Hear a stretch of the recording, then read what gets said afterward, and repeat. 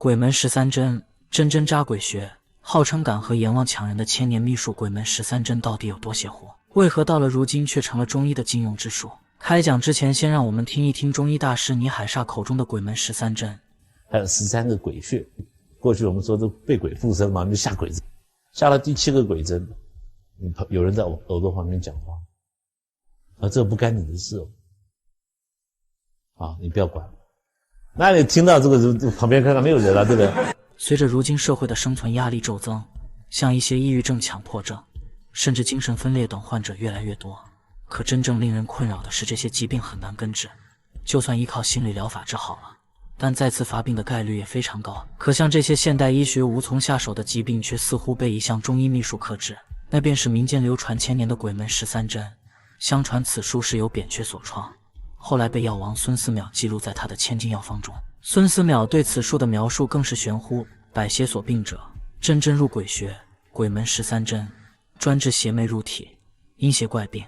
從簡短的文字中，我們能看出藥王孫思邈的觀點。他認為鬼門13針不是常規的醫術，而是一種治療陰邪的針法，有着驅邪碾碎的功效。如果某人招染了陰邪，只需要從他身上13個穴位下手即可。書中前面很大一部分的內容都非常正常，可越往後看越覺得詭異。因為扁鹊在鬼門13針的最後還有一句特別叮囑，那便是這13針萬萬千不能扎滿，最少要留有一穴不能下針。首先是要給邪祟留有餘地，其次也要給行醫者留有後手。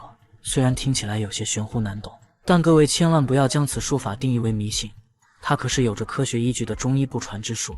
其實在很長一段時間裡，鬼門13針的地位都很尷尬。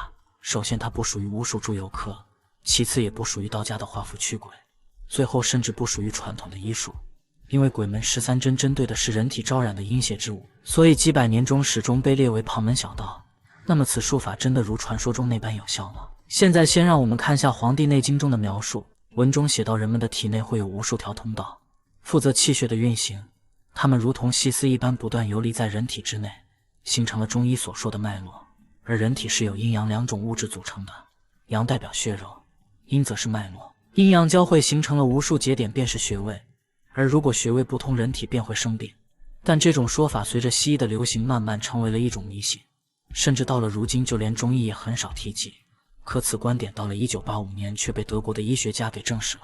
他們發現人體內確實存在無數個小型節點，數百個大型的節點，他們稱其為人體電阻。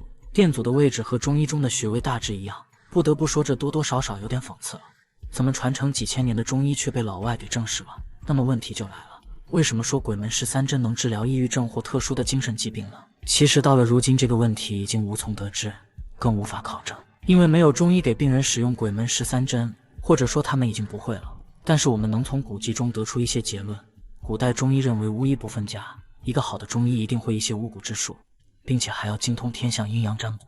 像如今的一些看似精神方面的疾病放到古代的話，那麼一定会被診斷為招惹了邪祟，要麼使用祝由術通過念咒進行醫治，要麼通過鬼門13針進行驅趕邪祟。